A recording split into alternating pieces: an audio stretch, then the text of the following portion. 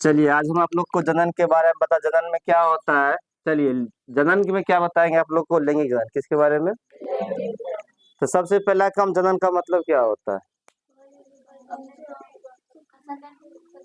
आने करने का मतलब ये कि अपने ऐसे संतान की प्राप्ति करना या उत्पत्ति करना, ये क्या कहलाता है, जनन कहलाता है। क्या जनन का आप लोग को पता है, जनन की कितने विधि होती है। दो विधि होती है। कौन कौन होता है, और लैंगिक जनन और लैंगिक जनन, जिसमें कि दोनों का परिभाषा बताया गया है। क्या पहला किस में अलैंगिक जनन की बात करेंगे। अलैंगिक जनन में ऐसी विधि को कहा जाता है, अलैंगिक जनन जनन की वह विधि है जिसमें क्या होता है, नर और मादा दोनों भाग नहीं लेते हैं। कौन भाग लेते हैं, केवल एकल जीव भाग लेते हैं, है कि नहीं। अक्सर अलैंगिक जनन किसमें होता है, एकोष्ठीय जीव में होता है। क्या उसके बाद हम चलेंगे किसमें, अब लैंगिक जनन की बात करेंगे। तो लैंगिक जनन जनन का वह विधि है, इस विधि में क्या होता है, नर और मादा, नर और मादा, नर मतलब पुरुष हो गया, मादा मतलब स्त्री हो गया, दोनों का होना क्या होता है, अनिवार्य माना जाता है कि नहीं। आज हम लैंगिक जनन के बारे में जानेंगे। किसके बारे में जानेंगे,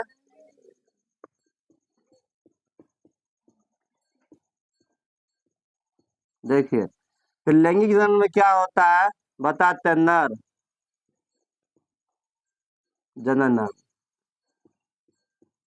नर जनन, दूसरा होता है क्या चीज,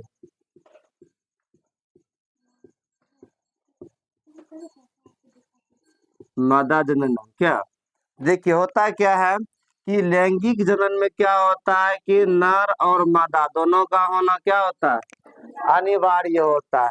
अगर इसमें से कोई भी एक जीव अगर इसमें भाग नहीं लेता है तो समझ ली जनन की क्रिया, या मतलब जनन की क्रिया तो नहीं होगी। साथ साथ सबसे पहला काम क्या होगा कि नर और मादा जब भाग नहीं लेंगे तो निषेचन की क्रिया नहीं होगा, और निषेचन की क्रिया अगर नहीं होता है तो समझ ली क्या नहीं होगा, भ्रूण का निर्माण नहीं होगा। पहले जायगोट का निर्माण होगा, फिर भ्रूण का निर्माण नहीं होगा, फिर शिशु का निर्माण नहीं हो सकता है। इसमें क्या होता है, सबसे पहला काम इस जनन में नर द्वारा किसका निर्माण करेगा, शुक्राणु का। किसका हो जाएगा, नर द्वारा शुक्राणु का निर्माण करेगा, और मादा द्वारा किसका निर्माण करेगा, अंडाणु का। ये क्या होता है कि नर जनन कोशिकाओं से शुक्राणु का निर्माण होता है, मादा जनन कोशिकाओं से किसका निर्माण होता है, अंडाणु का निर्माण होता है। आपको बता देते हैं कि नर जनन अंग में क्या होता है, विरेचन पाया जाता है। क्या पाया जाता है, विरेचन। और विरेचन में ही किसका निर्माण होता है, शुक्राणु का। विरेचन में किसका निर्माण होता है, शुक्राणु का। और मादा जनन अंग में क्या होता है, अंडाणु पाया जाता है, अंडाशय। क्या पाया जाता है, अंडाशय। और अंडाशय में किसका निर्माण होता है, अंडाणु का।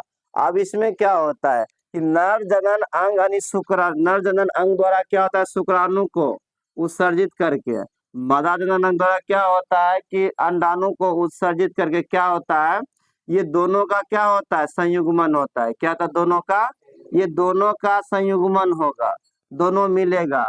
जब दोनों का यानी कि नर युग्मक और मादा युग्मक के संलयन को निषेचन कहते हैं। क्या कहते हैं, नर युग्मक, युग्मक मतलब जोड़ा, मादा युग्मक दोनों का जोड़ा, नर युग्मक और मादा युग्मक के संलयन को क्या कहते हैं हम लोग, निषेचन कहते हैं। इसमें क्या होता है कि शुक्राणु के माध्यम से और अंडाणु के माध्यम, दोनों का मिलन होता है, वही युग्मनज कहला जाएगा। इसमें दोनों के निर्माण में क्या हो जाएगा, अंडाणु और शुक्राणु जब मिलेगा युग्मनज का निर्माण, किसका निर्माण करेगा, ये युग्मनज का निर्माण करेगा। यही युग्मनज क्या होगा, विकसित हो जाएगा। क्या हो जाएगा, विकसित होने के बाद किसका रूप धारण कर लेगा, भ्रूण का निर्माण। सोलोन के लैंगिक लक्षण के माध्यम से क्या होता है कि दो गुण वाले, दोनों गुण आएगा जी, तो दोनों गुण मिल करके एक समान गुण का क्या करता है, निर्माण करता है। और वो मतलब क्या, युग्मनज बनाएगा, भ्रूण बनेगा, फिर जायगोट बनेगा, फिर उसके बाद क्या हो जाएगा, शिशु का निर्माण हो जाता है। और यह एक ऐसी विधि है, इस विधि में क्या होता है, सबसे पहला कारण दोनों का होना क्या अनिवार्य, नर और मादा का होना क्या होता है, अनिवार्य होता है। और लैंगिक जनन के माध्यम से इसमें देखो कुछ ऐसे जीव होते हैं, कुछ ऐसे जीव होते हैं, कुछ ऐसे पेड़ पौधे होते हैं कि जिनमें क्या होता है, नर और मादा दोनों का गुण क्या होता है, एक ही जीव में पाया जाता है, तो वैसे जीव को क्या कहते हैं हम लोग? नहीं नहीं, उभयलिंगी कहते हैं। क्या कहते हैं? उभयलिंगी जीव कहते हैं, क्योंकि उसमें नर और मादा दोनों का गुण क्या होता है? एक ही जीव में पाया जाता है, वो क्या कहला जाएगा? उभयलिंगी जीव कहला जाता है।